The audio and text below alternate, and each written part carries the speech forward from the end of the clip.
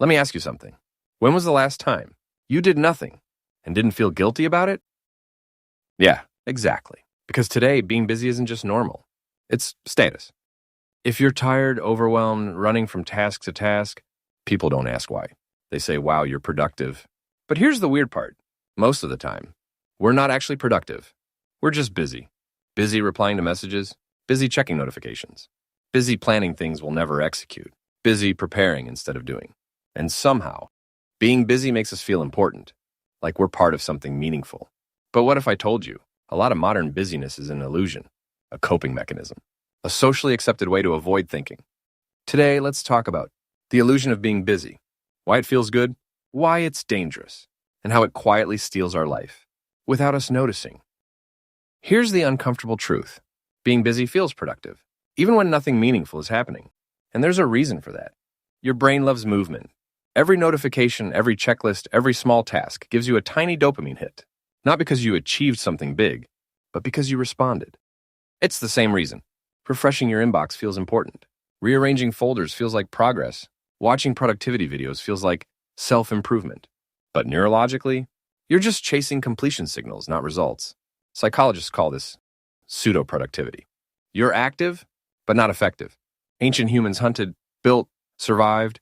Effort and ultra survival. Modern humans? Effort in our emails, tabs, deadlines, notifications. Your brain can't tell the difference. So it goes. Oh, you're busy? Good. We must be surviving. Even if you're just switching tabs for 4 hours. And society reinforces it. We praise people who say, sorry, I'm super busy. I barely have time to sleep. My schedule is crazy. Being busy became a badge of honor. Rest? That sounds lazy. Thinking? That sounds unproductive. Doing nothing? That sounds irresponsible. But here's the catch. Being busy is often a way to avoid something deeper. Let's be honest.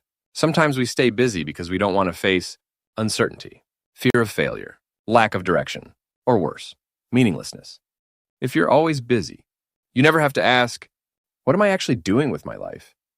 Busyness becomes emotional noise. It drowns out doubt, boredom, existential questions.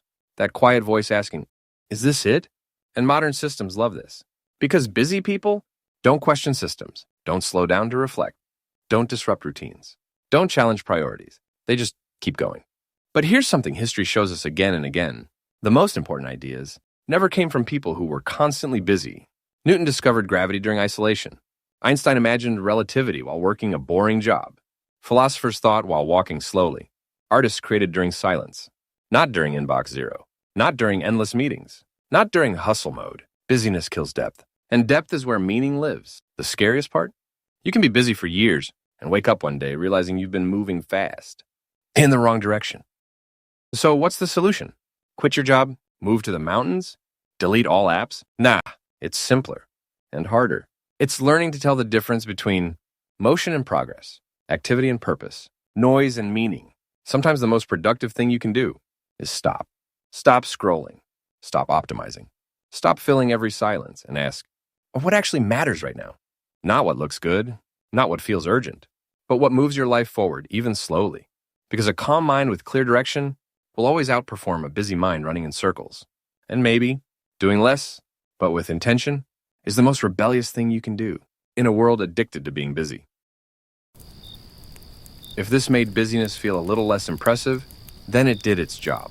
Subscribe for quiet thoughts like this, where history, psychology, and modern life quietly collide.